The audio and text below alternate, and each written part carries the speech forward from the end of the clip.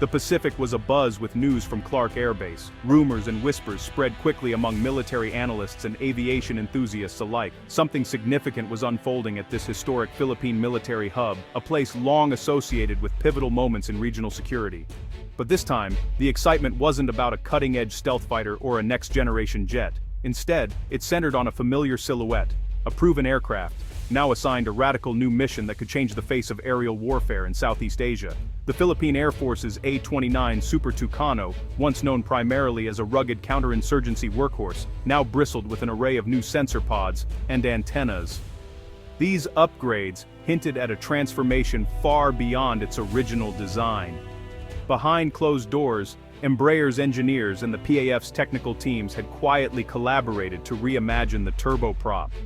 Their goal: to turn the Super Tucano into a dedicated drone hunter, capable of tracking and neutralizing threats that traditional aircraft struggled to counter. In an era where asymmetric air warfare is reshaping battlefields, the Super Tucano emerged as a new contender, one that could level the playing field against elusive, low-cost aerial threats. This wasn't just another press release or a staged photo op. The world watched as the PAF staged a live-fire demonstration, putting their upgraded aircraft to the ultimate test in real combat scenarios. Over the contested waters of the South China Sea, a swarm of target drones was launched, simulating the unpredictable maneuvers and tactics of hostile, unmanned systems. The exercise was designed to push the new capabilities of the Super Tucano to their limits. The Super Tucano scrambled into action, guided by their advanced sensors and electronic warfare suites. With precision and discipline, they methodically cleared the sky, intercepting and neutralizing each drone in a display of tactical innovation. For the first time, the Philippines had stepped boldly into the drone age, not as a passive observer, but as an active defender, ready to meet new threats head-on. For years, militaries around the world have struggled to counter the rise of cheap weaponized drones. Fast jets were often too expensive and too quick to effectively engage these small, nimble targets, while ground-based systems lacked the flexibility to respond in real time. The Super Tucano, now reborn as a specialized drone killer, offered a cost-effective and versatile answer. Its ability to loiter, track, and engage made it uniquely suited for this new era of aerial combat. The world took notice. At international military conferences and innovation showcases, defense experts and strategists pointed to the Philippines as a leader in adapting legacy platforms for modern threats. The PAF's bold move was seen as a template for other nations facing similar challenges. Pilots and ground crews adapted quickly, retraining from traditional ground attack roles to master air-to-air intercepts and the use of precision munitions against agile, unpredictable targets. Their flexibility and determination became a source of pride for the entire force. This was more than just a technical upgrade, it represented a fundamental doctrinal shift. The PAF was not only modernizing its equipment, but also rethinking how it would fight and win in the skies of tomorrow. By anticipating the future of aerial threats and engineering a practical, scalable solution, the Philippine Air Force demonstrated both foresight and ingenuity. Their approach blended innovation with pragmatism, setting a new standard for regional air forces. Now, a new hunter patrolled the vast skies above the Philippine archipelago, vigilant, adaptable, and ready to defend against the evolving dangers of the drone age. The balance of air power in the region had shifted. With the Super Tucano leading the way, the Philippines had redefined what it meant to be a regional air power, and the skies would never be the same.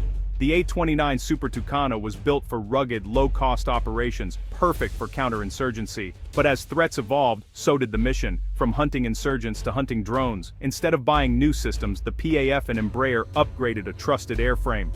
The A-29's endurance, low cost, and robust design made it ideal for persistent counter-drone patrols.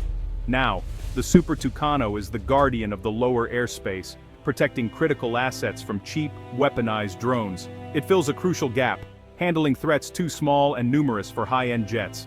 The counterinsurgency workhorse is now a high-tech sentinel.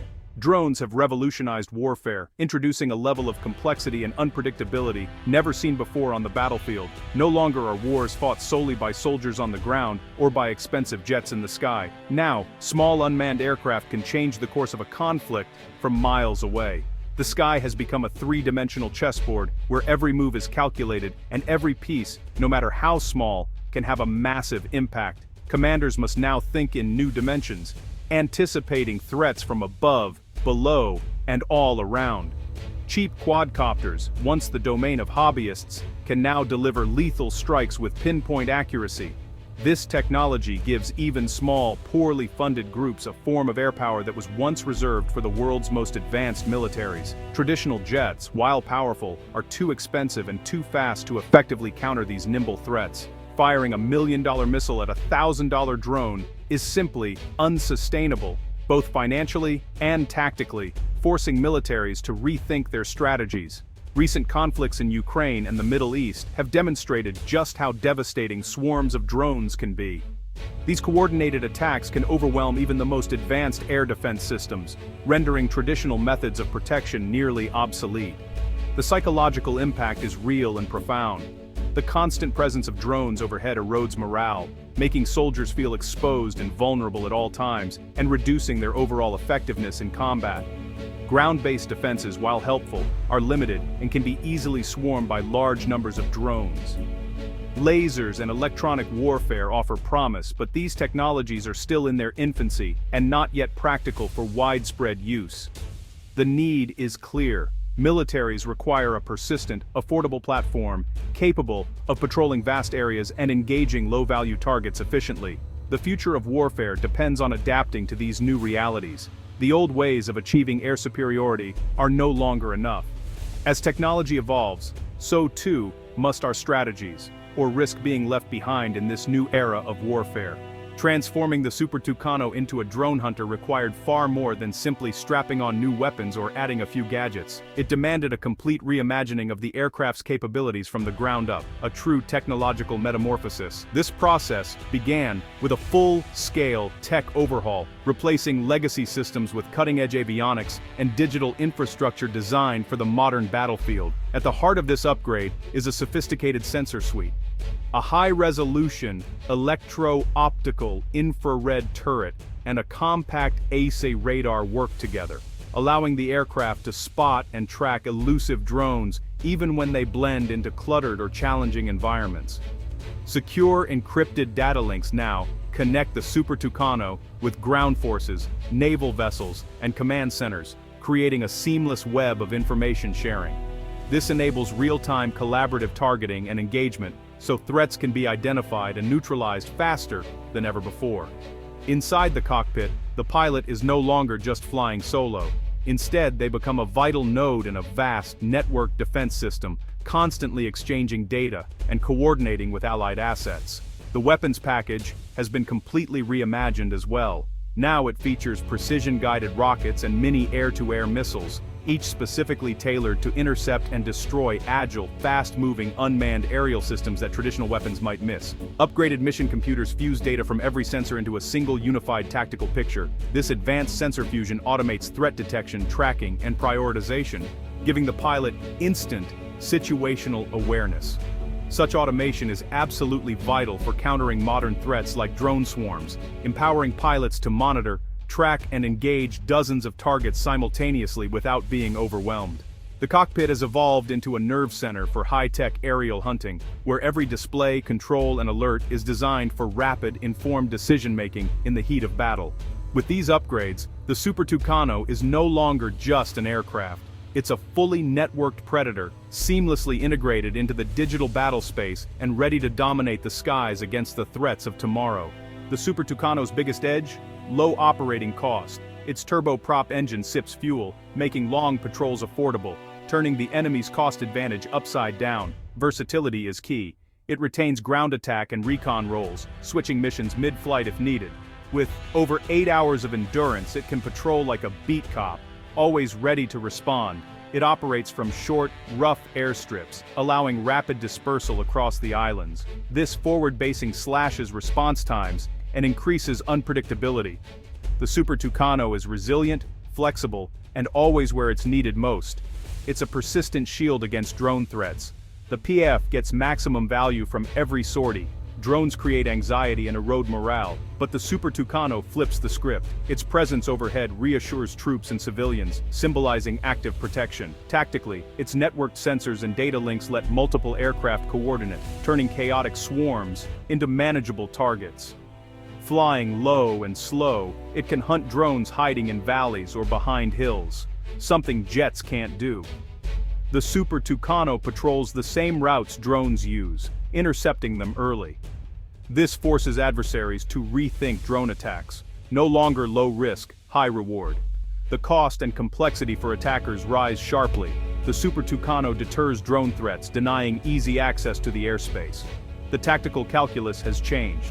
The Super Tucano's combat record is proven. From Colombia to Afghanistan, it delivered precision strikes from remote bases, dismantling insurgent networks. In Afghanistan, it became the backbone of close air support, reliable even in harsh conditions. Its robust design means high availability and easy maintenance, crucial for the PAF. When a drone threat emerges, the Super Tucano is ready to scramble, time and again. This legacy of reliability underpins its new mission. The anti-drone upgrade builds on a foundation of real-world performance. The Super Tucano is a battle-hardened warrior, now adapted for the drone age. The Philippines' geography, thousands of islands, vast coastlines, demands a flexible defense. The upgraded Super Tucano is ideal. It supports both internal security and external sovereignty. Terrorist groups are eyeing drones. The A-29 now protects ground forces from above and below. For maritime defense, it patrols the South China Sea, monitoring ships and drones alike. Its ability to operate from small island airstrips gives the PAF a persistent, visible presence in contested areas. This upgrade maximizes value from the existing fleet, adding critical capability without massive new spending. The Philippines now punches above its weight in air defense. The Super Tucano is a flexible, affordable shield for the nation's skies. Transforming the Super Tucano into a drone hunter is a milestone for the PAF. But the fleet is small, and the archipelago vast. To build a true nationwide shield, the Philippines must expand its Super Tucano force. More aircraft mean persistent patrols over key areas, cities, bases, and contested waters. Scaling up is affordable, multiplying defensive power for a modest investment. A larger fleet brings economies of scale in maintenance and training, ensuring sustainability. The question is strategic. Will the Philippines commit to expanding this proven solution? The path is clear. Now it's time to secure the nation's future.